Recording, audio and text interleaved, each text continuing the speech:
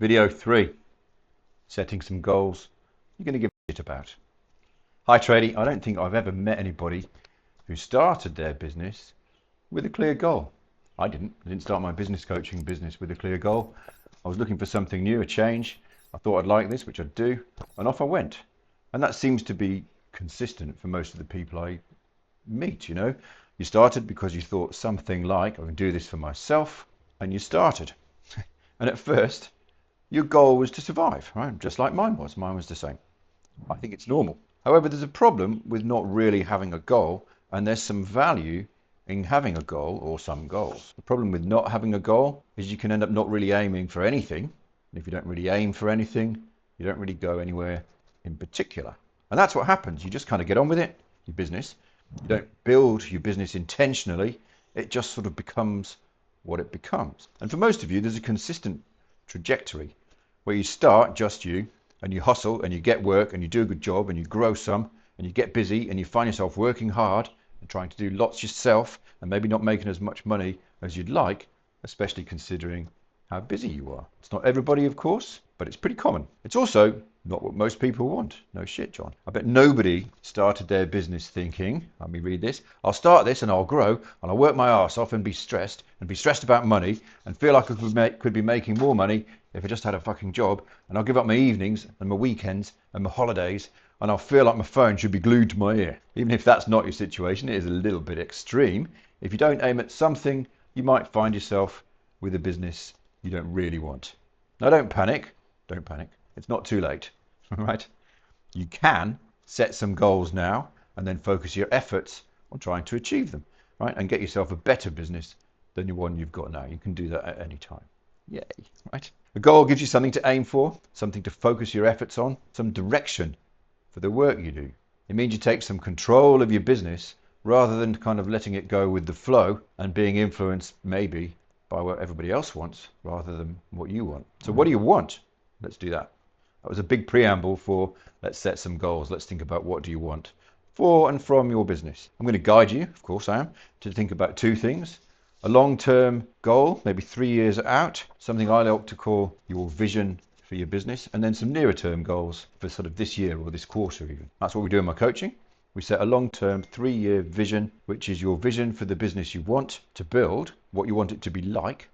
And we set some shorter-term goals 3 times a year, or we review them 3 times a year and update them and refocus them. There's good reason for this, which I'll come back to. First, I want to remind you of the Trade Business Lifestyle Ladder, which was video 1.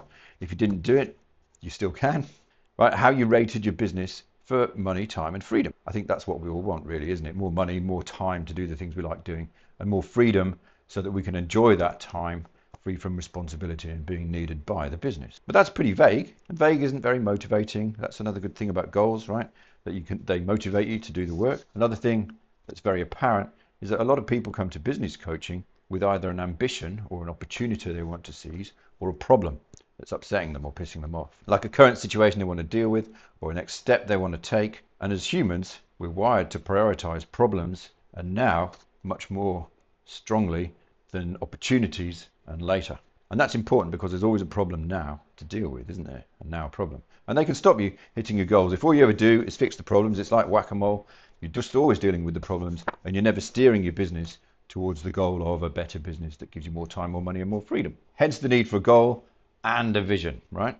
Give you that direction rather than just whack-a-moling and never going anywhere. So you probably want more money, more time, and more freedom, although that's quite vague. You might have a frustration or an opportunity you want to deal with or seize right now. You might have both of those. If you did the Trade Business Lifestyle Ladder assessment, you know how much money, time, and freedom you're getting at the moment, and you've seen the other rungs above you and kind of my view on the markers, right?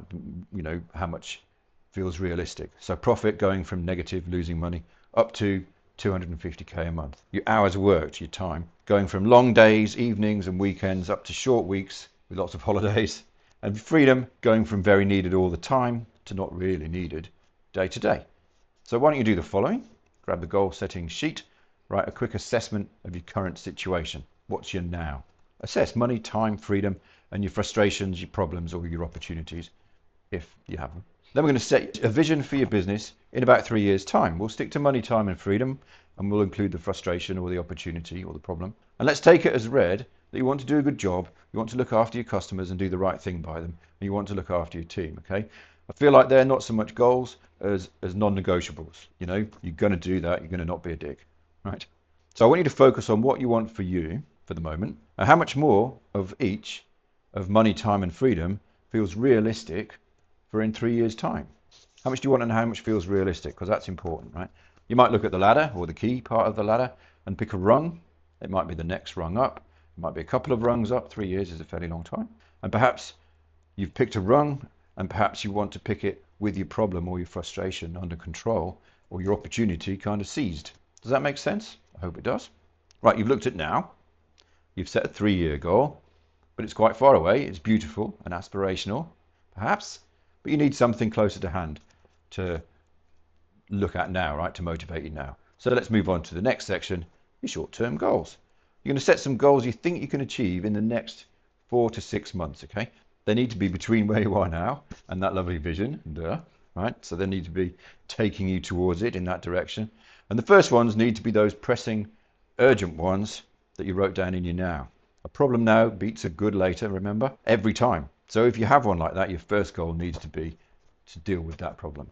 Of course it does. Fix it or improve that situation or those situations, because there could be more than one. Now those goals, money, time, freedom, and improving the problems, need to be realistic and achievable, or they won't motivate you. You'll just feel like they're stupid or arbitrary bullshit.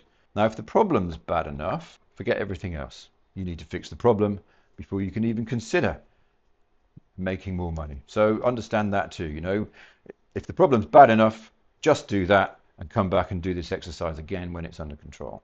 Obviously, the problem might be money or time or freedom or lack of it or stress. I get that. Without knowing your situation, it's difficult for me to comment. I am going to have a go because, of course, I am. So here it goes, right? Here's me making some suggestions about what there might be by way of illustration. For a 4 to 6 month goal timeline, that's not very long. Your goal shouldn't be loads bigger. You know, I'd rather you set a small one and hit it than a big one and missed it, because that's demotivating. Have a look at the ladder or the key maybe. Maybe it's only one step up on one of those 3 ladders in the key. Money or time or freedom. You know, maybe it's a bit more money. If you're losing money, maybe it's not losing money anymore. You get what I mean? Maybe you're prepared to work hard to fix the money problem. Maybe it's increasing profit by 5k a month. Maybe it's stopping the bleed. Maybe it's no more weekend work or no more Sundays. Maybe it's fixing your margins problem or your feast and famine problem. That might be a thing. Or your bleeding of profits when you're on job sites. You know, when people take too long. You remember, it's a goal, not a job or a plan or a project. That's the next video. Last bit, how will you know if you did it?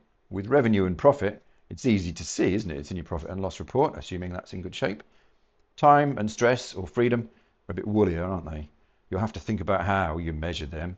You might count the days you worked. You might try and keep an eye on it. You might go with feel, and whether you feel less stressed or you feel like you've got more freedom or you feel like you've got more time off. The problem's similar for both of them. I'm going to leave that with you. For now, probably keeping an eye on it or asking your partner to keep an eye on how stressed you seem might be enough. Now, if you want help with this, you know what to do. Book a call and you'll talk to me. If you want to set your goals and email me the worksheet and get some feedback from me, you can do that too. I'll still want to talk to you, of course I will, but you don't have to if you don't want to, right? I will respond by email if you prefer. So there you go. Book a call, do the exercise, send it to me for feedback are your options.